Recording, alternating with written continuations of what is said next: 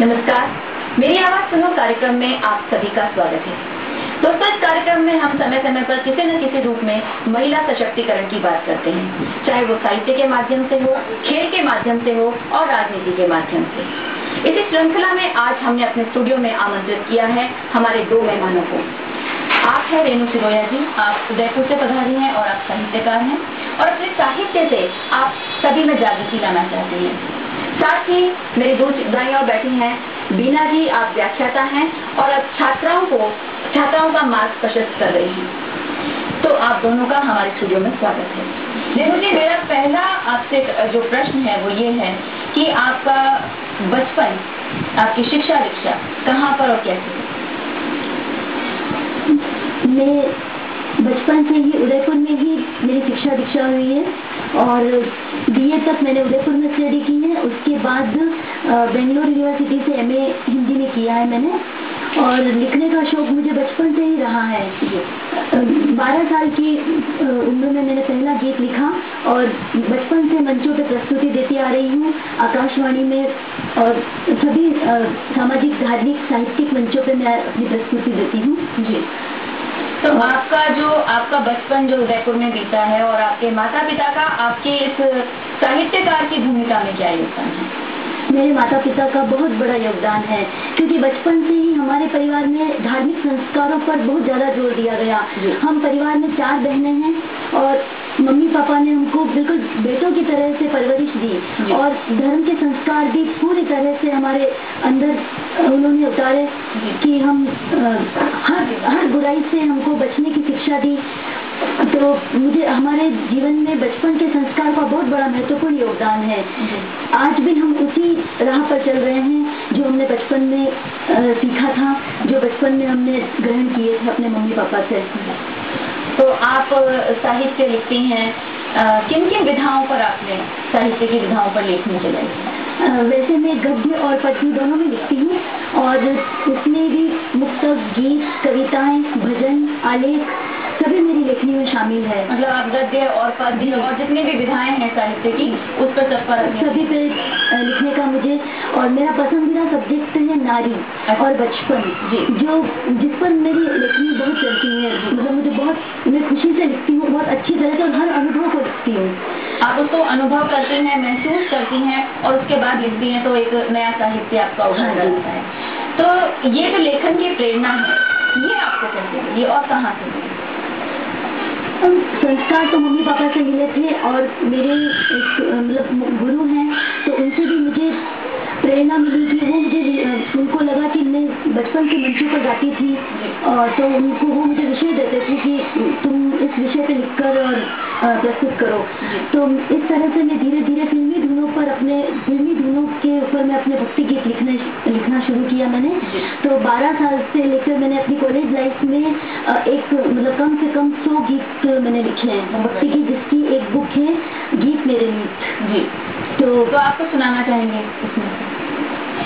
उसमें से मैं एक भक्ति गीत सुनाती हूँ जी।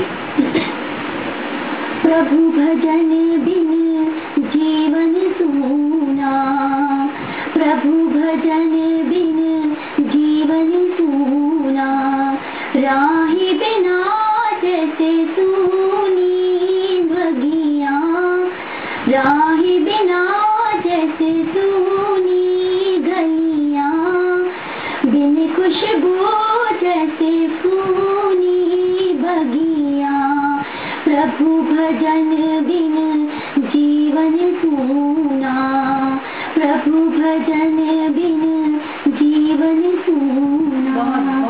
बहुत बढ़िया आपने सुनाया।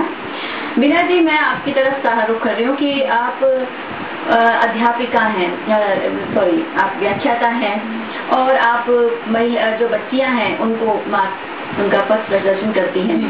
तो महिला होने के नाते आपने इतनी सफलता प्राप्त की है, तो इसमें आपका किसका योगदान महसूस करती है? कौन है आपका पीछे? देखिए, सबसे पहले तो मैं ईश्वर को धन्यवाद देना चाहूंगी और मेरी सफलता में सबसे अहम योगदान मैं अपने माता पिता को देती हूँ। मैं ग्रामीण पृष्ठभूमि से हूँ और मैं हमारे फादर की 5 बेटियां हैं और हम 5 बहनों को पापा ने बहुत लंबे स्ट्रगल के बाद इतने अच्छे तरीके से हम 5 बहनों को पढ़ाया और आज अपने पैरों पे हम खड़े हैं। ग्रामीण क्षेत्र में शिक्षा का आपको पता है कितना अभाव रहता है, हर तरीके से लड़कियों को इतना आगे बढ़ने नहीं दिया जाता है। पर इतने ग्रामीण क्षेत्र से होते हुए हमारे परिवार में कोई लड़कियां पढ़ी लिखी नहीं है, उसके बावजूद हमारे पापा ने आर्थिक रूप से भी कमजोर थे, उसके बाद भी पापा ने लगातार संघर्ष करके हम 5 बेटियों को पढ़ाया है और सर्विस दी है। और मेरे पापा का सपना था कि मैं गजेटेड अफसर बनूं और उनका नाम रोशन करूं।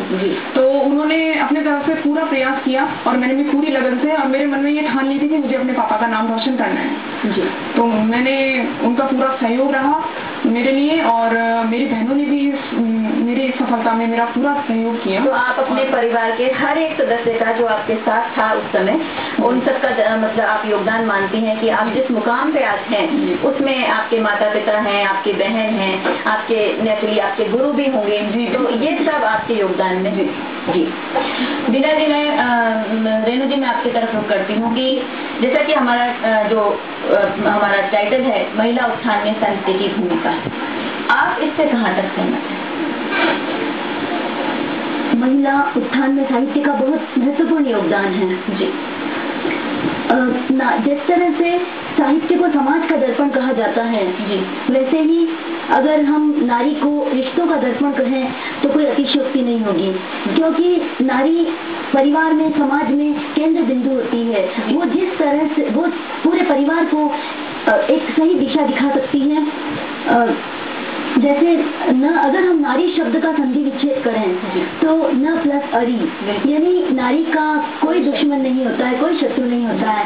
वो हर भूमिका में, चाहे माँ की भूमिका हो, चाहे पत्नी की, चाहे बहन की, चाहे बेटी की, हर भूमिका में वो खरी उतरती है और अपनी एक वफादारी से उस रिश्ते को निभाती है। जी तो आजकल जैसे हम विज्ञापन में देखते हैं कि बहुत जहाँ पर नारी को इस तरह से दिखाया नहीं जाना चाहिए, उस तरह से वहाँ पर उसको दिखाया जाता है, जिससे समाज पर, बच्चों पर गलत असर पड़ता है। और ऐसे ही जैसे ये कन्या भ्रूण हत्या, दहेज प्रथा आदि में भी नारी ही नारी की दुश्मन है। यदि नारी का सम्मान करे तो शायद ये कुप्रथाएं और ये सारी कमियां दूर हो सकती हैं। समय समय पर हमारे जो लेखक हैं, हमारे जो कवि हैं, वो भी साहित्य की चर्चा करते हैं और आगे बढ़ाते हैं, उसमें साहित्य में देते हैं कि किस तरह से जयशंकर प्रसाद ने कहा कि नारी तुम केवल श्रद्धा हो, विश्वास रजत नत पत्तल पर पीयूष स्रोत सी बहा करो जीवन के सुंदर समतल पे। और आज वही नारी पुरुष के कंधे से कंधा मिलाकर आगे बढ़ रही है। तो आप क्या समझते हैं कि कहीं न कहीं साहित्य जो है, साहित्य का प्रभाव है, क्योंकि लेखक ने आगे बढ़ाया है, कवि ने अपनी कलम चलाई है, अपनी लेखनी चलाई है और आगे बढ़ाया है। तो आप क्या समझती हैं साहित्यकार होने के नाते कि हाँ, साहित्य ही नारी को आगे बढ़ाने का एकमात्र साधन है? इसके विषय में हम ऐसा तो नहीं कि साहित्य ही नारी को आगे बढ़ा सकता है। आगे बढ़ने के लिए और भी बहुत से विकल्प हैं हमारे पास, लेकिन अगर साहित्य में नारी की महत्वपूर्ण योगदान होता है तो वो समाज में, देश को, समाज को में निखार ला सकती है। और जैसे नारी घर को एक व्यवस्थित ढंग से, सुचारू रूप से घर को चलाती है, उसी तरह से वो समाज में और देश में एक व्यवस्थित रूपरेखा बना सकती है। बिल्कुल। तो मैंने आपकी जो अखबार पढ़े, आपकी जो पुस्तक पढ़ी, उसमें आपको कई पुरस्कारों से भी नवाजा गया है और हाल ही में आपको महादेवी वर्मा पुरस्कार भी मिला है। तो इतना पुरस्कार आपने प्राप्त किए हैं लेखन के क्षेत्र में, तो समाज में आपकी जो भूमिका है वो कितनी ऊंची हो गई है? जैसे हम एक सामान्य स्त्री है, हम उसकी बात करते हैं, और एक जो पुरस्कार विजेता है महादेवी वर्मा पुरस्कार, बहुत बड़ा पुरस्कार आपको मिला है, तो इसके विषय में हमें बताएं। ये 2014 में झारखंड देवगढ़ से मुझे मिला था राष्ट्रीय सर्वोच्च शिखर सम्मान महादेवी वर्मा, पद्म भूषण महादेवी वर्मा अवार्ड। ये बचपन से जो मैं लिख रही हूँ उसी साहित्य को मेरी बहुत सी पत्रिकाओं में मेरी कविताएं जाती है, मेरे आलेख जाते हैं, तो उसी को पढ़कर और मुझे प्रोत्साहन मिलता है और वहीं से मुझे मुझे बुलाया जाता है कि आप आइए शिरकत कीजिए प्रोग्राम। हाँ जी, और ऐसे आकाशवाणी में भी मैं बचपन से जुड़ी हुई हूँ, तो साहित्य के क्षेत्र में हर तरफ मुझे जुनून सा है कि मैं इस क्षेत्र में आगे से आगे बढ़ती रहूँगी और इंडिया के बहुत सारे मंचों पे मैंने प्रस्तुति दी हुई है, साहित्यिक, सामाजिक, धार्मिक और इन मंचों पर मैं प्रस्तुति ज्यादा देती हूँ। गरिमामय मंचों पर मेरी प्रस्तुति रहती है, महिला संस्थाओं में मेरी प्रस्तुति में देना पसंद करती हूँ। सार्वजनिक मंचों पर मेरा इंटरेस्ट इतना नहीं है, लेकिन बाकी मंचों पर मुझे बुलाया जाता है और मैं अपनी प्रस्तुति देती हूँ। बहुत अच्छी। बीना जी, मैं आपकी तरफ आती हूँ कि जहाँ महिला की बात आती है, नारी की बात आती है, वहाँ घरेलू हिंसा की बात जरूर आती है। और क्योंकि आप पॉलिटिकल साइंस से रिलेटेड हैं, संबंधित हैं, तो आप हमें बताइए कि घरेलू हिंसा महिलाओं के लिए हम कैसे उसको हम सहन ही ना करें, हम उसकी रोकथाम के लिए क्या कर सकती है हमारी महिलाएं? जैसा कि आए दिन सुनने में आ रहा है, आप देखते हैं बाहर महिलाओं को इतना शोषण का शिकार होना पड़ रहा है, हर तरीके की आपराधिक घटनाएं होती है, ज्यादातर महिलाओं के साथ ही हो रही है। तो लेकिन हम अगर गौर करें इस बात पर, तो सबसे पहले महिला शिकार होती है हिंसा की अपने घर से। बिल्कुल, घरेलू हिंसा का उसे सबसे पहले शिकार होना पड़ता है। जी, तो मैं इस चीज में सबसे पहले तो जिम्मेदार खुद मानती हूँ कि महिला को। बिल्कुल, महिला अगर शिक्षित हो, वो खुद इतनी स्ट्रांग हो हर तरफ से, जी, तो उसको इतना दबने की जरूरत ही नहीं, वो हिंसा का शिकार नहीं। यहाँ पर शिक्षा का प्रश्न ही नहीं उठता, महिला को खुद को सशक्त होना है। बिल्कुल, उनको सहन नहीं करना है। अगर वैसे शिक्षा का भी इसमें प्रभाव पड़ता है, अगर वो सशक्त होगी, उसे पता रहेगा, शिक्षित होगी, तो उसे पता रहेगा कि अगर हमारे ऊपर कोई हिंसा हो रही है तो हम उस हिंसा से बचने के लिए कहाँ क्या कार्रवाई कर सकते हैं। बिल्कुल, जैसे राज्य महिला आयोग है, तो इनमें भी वो अपनी तरफ से कुछ भी शिकायत दर्ज कर सकती है, वो उस अत्याचार को सहन ना करे, बिल्कुल खुद इतनी स्ट्रांग हो जाए कि न समाज की परवाह करे, न परिवार की परवाह करे, अत्याचार को कभी सहन नहीं करना चाहिए, क्योंकि अत्याचार करने वाला इतना गुनहगार नहीं, इतना मैं मानती हूँ कि अत्याचार को सहन करने वाला बहुत ज्यादा है। तो इस वजह से मैं इस चीज में सबसे अहम योगदान शिक्षा का मानती हूँ। कोई भी चीज की शुरुआत होगी शिक्षा से, तो हमें महिलाओं को ये नहीं सोचे कि महिलाएं हीन दृष्टि से हमने ना देखें। बिल्कुल, महिलाओं को भी पढ़ने का हक है, उन्हें भी आगे बढ़ने का हक है, लेकिन हमारा समाज शुरू से पुरुष प्रधान रहा है, तो उसमें पुरुष की हमेशा से महिला के ऊपर अधिकार वाली प्रवृत्ति है। तो मैं चाहती हूँ आज जब हर क्षेत्र में महिला आगे बढ़ रही है, कदम से कदम मिलाकर के चल रही है पुरुष के साथ, तो मैं मानती हूँ घर जैसे छोटी से क्षेत्र से वो क्यों हिंसा का शिकार बन जाती है। बिल्कुल, महिलाओं को बाहर निकलने की जरूरत है। एक बाहर जाएगी महिला, जब मिलेगी, इतने लोगों को देखेगी, तो बिल्कुल उसे एहसास होगा कि नहीं, मैं कहीं कमजोर नहीं हूँ, बिल्कुल मैं किसी से दबने लायक नहीं हूँ, बिल्कुल मुझे अपने ऊपर जो अत्याचार हो रहा है उसे सहन नहीं करना चाहिए। तो मैं इस चीज में मानती हूँ और हर तरीके से कानूनी प्रावधान इसमें कुछ कठोर नहीं। मैं आपके पास आ रही हूँ कि जब आप अधिकार की बात करती हैं, तो महिलाओं के लिए ऐसे कौन से अधिकार हैं? देखिए, शहरी जो हमारी महिलाएं वो अपने अधिकारों के प्रति पूर्ण रूप से जागरूक हैं, लेकिन जो हमारी ग्रामीण परिवेश है, गांव में जो महिलाएं हैं, और ये तो हमारी जो गवर्नमेंट है उसने जगह जगह टीवी और रेडियो वगैरह का जो प्रसारण कर दिया है, तो हमारी जो ग्रामीण महिलाएं हैं, ग्रामीण परिवेश में रहने वाली जो महिलाएं हैं, उनके लिए आप बताइए कि अधिकार कौन कौन से हैं हमारे? ग्रामीण महिलाओं को भी हर तरीके का अधिकार, हमारे देश जब आजाद हुआ था, जब संविधान बना उसके बाद, तभी से ही पुरुष और महिला दोनों को बिल्कुल बराबर अधिकार है।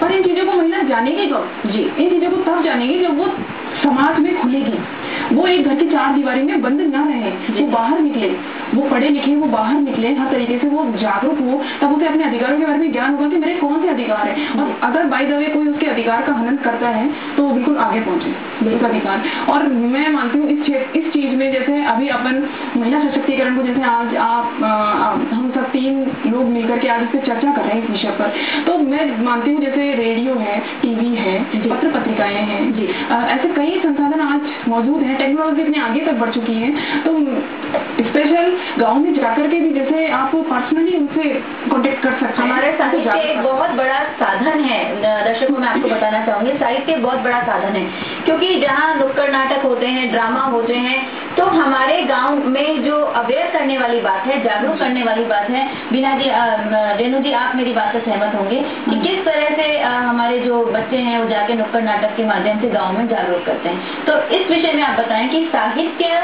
जो है, ड्रामा हुआ, नाटक हुआ,